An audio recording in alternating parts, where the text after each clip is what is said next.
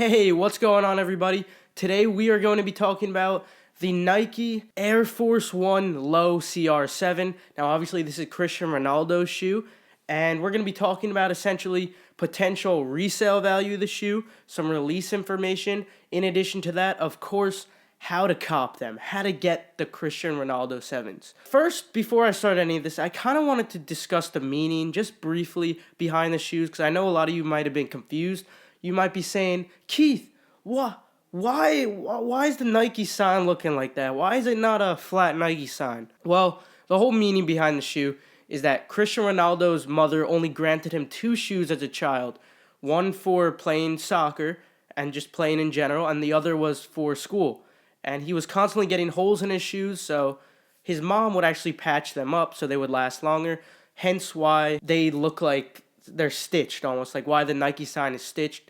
We also saw this on the previous Air Max 97 Cristiano Ronaldo. So I think it's a pretty cool thing. I think that because of this, I might actually just be keeping the shoe. Now, obviously, we're going to be talking about resale value, right? But personally, I'm keeping the shoe for myself, and it's only $100, so why not, right? But, let's get into the release info first. So they're going to be releasing on January 11th of 2018 for a retail price of, like I said, $100. Now, in Europe, you guys actually already got them. All my EU subscribers, you guys already got these, and that is why that you can see some on StockX already for like 260 to like 500 in that range. It's because they already released in the EU, but US now is getting their pairs. So let's get ready, guys. So where are they going to be releasing? They will be releasing on the Sneakers app and the Sneakers website. So a lot of you guys were confused about this. You were saying, what is the Sneakers app? Well, go to the App Store, type in Nike space SNKRS.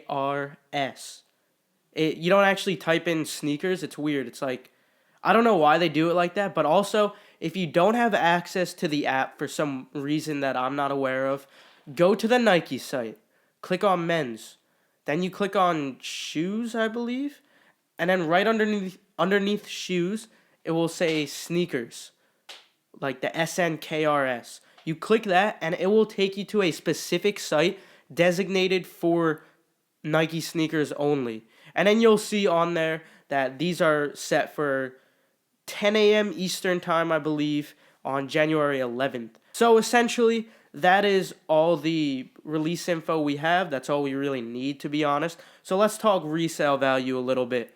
Will these have resale value? Will you be able to profit from these shoes? The answer is yes. Now, a lot of you guys hate resellers. Like, you guys are like, resellers suck. I completely understand that notion. So it's not a problem. Like, personally, I find it annoying sometimes when I see people getting 20 pairs of shoes, but I feel like it's important to talk about resale value because, one, you could use the shoe as trade bait if it has resale value. Two, you want to know which shoes will go on sale, right? I love my GR shoes, and I want to know which shoes are going to go on sale, and if a shoe's going to have resale, they're not going to go on sale. So I do think we can all agree this is an important topic to be talking about. So let's talk resale about the shoe. Right now, like I said, from the EU release and pairs that were already released in the US, just early pairs, it's $260 to $500. And considering the retail is $100, even though after the release, this price on StockX, it's going to plummet. We know that for a fact. The price is going to drop from like the 300 to 400 range all the way down to possibly a lowest being like 140 to 160. That's the lowest I see them at. However, with a retail of only $100, you're still making profit because if you list them on a site like GOAT or StockX, the fees over there are not going to be a lot because fees over a $100 shoe, what's it going to be, like $12, $13? It's just not a ton. So I don't think there's a ton of risk involved here. I would definitely go for these for resale. So with a low of like $140-ish, with a high of probably around like $200 to $250-ish. That's what I think, at least for the normal sizes like size 9 size 11, like size 8, all those. I'd say it's going to be lower than 200. I'm not sure, but I wanted to really express how I'm pretty confident that these will have resale value, but this is just my advice. It's up to you if you want to take it. It's up to you if you want to pull a trigger. Also, if they do happen to brick, if they don't happen to resell at all, guys, it's $100 shoe, and they're super clean looking. It's white and gold. You could really just pull these off with anything, like blue jeans and a white t-shirt, and they'll look super cool. So, if they happen to brick, just keep the shoe. It's $100 shoe, like who cares? Alright, so now let's talk about how to cop them. And when I'm teaching you how to cop them, these same tips are actually going to apply to the off-white ones that are releasing soon. Because I just realized a super amazing tip that we should be using to get these shoes. We're going to call on an old friend. I knew you would need me eventually. No, not you, idiot. We're going to be calling on an old friend, and that old friend, the multiple people jig. For those of you who've been on the channel for a decent amount of time, I taught you guys the multiple people jig. Like, I was not the one who created the multiple people jig, but I taught you guys it, and so many of you took W's on the blue tints because of this. So comment down below if you caught a W on the blue tints. Essentially what the multiple people jig is, Adidas would track you by your cookies, not your IP address. So to make multiple tabs on the same device without getting banned, what we would do is create multiple people. And the way we did the multiple people jig was, listen closely guys, you go to the top right corner in Google Chrome. It has to be Chrome, I believe. Go to the top right corner and you'll see a little person. If it's not a person, it might say your name, or it also might just have a little dot up there. So you click on that person, and then you might see just your name, and then you also might see person 2. So you go down and you click add person, or manage people, I believe, and then you could click add person, and after you add person, you just give them a name and click save. And you could do this and add like 10 people. It all depends on how much RAM your computer has, because if you have like 20 tabs, some computers just can't support that without lagging. So it's completely up to you how many people you think your computer could handle, because each person is going to have one tab. So let's say how this relates to the sneakers app. The sneakers app, like I said, you want to make multiple accounts for the off-white shoes, right? But you can only be signed in to one account per tab. And that's because if you sign in on another tab, it's gonna like mess up the other one. It'll like sign you out of that one and change it to both the same person. So the way to avoid this is create multiple people. If you create one person, that person you can sign in on account 1. If you create person 2, sign into account 2. So first step is obviously make multiple accounts on the Nike sneakers app. And what you need for this is just multiple email addresses.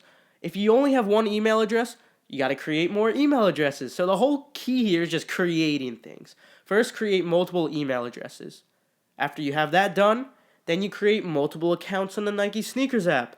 Then, for every single person you have created, and the people are, like I said, from the multiple people jig, not accounts, for each person you want to have one tab and one tab only on the sneakers website. There's such thing as a sneakers website. It's not just the app.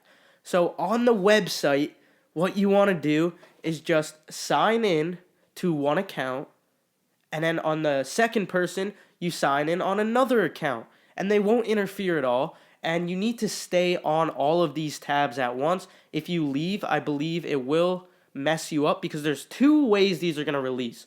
One is the same way the off-whites will release, and that was essentially just, it was almost like first come, first serve, but it was more of like a time window where you were able to get in like 30 seconds. It would say pending, and they would randomly select people. So you need to keep it open. And then another way they might release is the way the Travis Scott Air Force 1s released. Basically with those, it was just a raffle.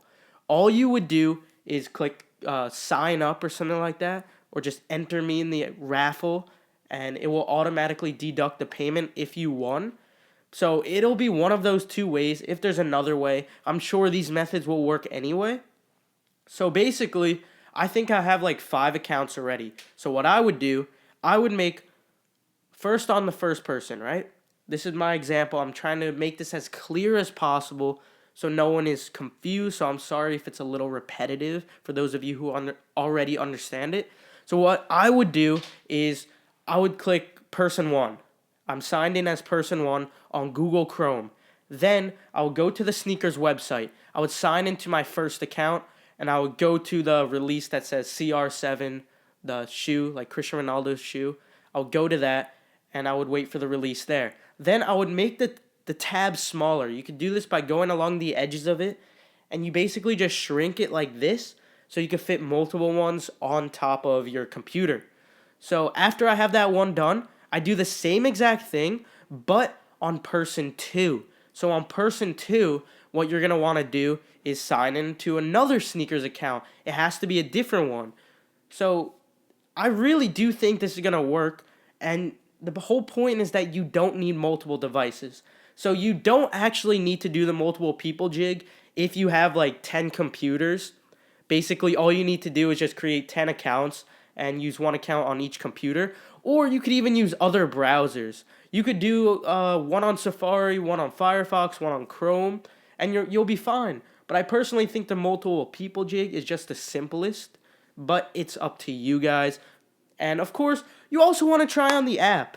I mean, I think most of you guys watching, you have a mobile device, so I would try the sneakers app as well. So that's basically it. If you were confused, all you need to do is rewind and just try to watch it again, see if it makes sense again. And for those of you who did understand the first time around, I'm sorry that it was kind of repetitive, but that's it. Feel free to subscribe. Feel free to leave a like. Have a fantastic day. I'll see you all later.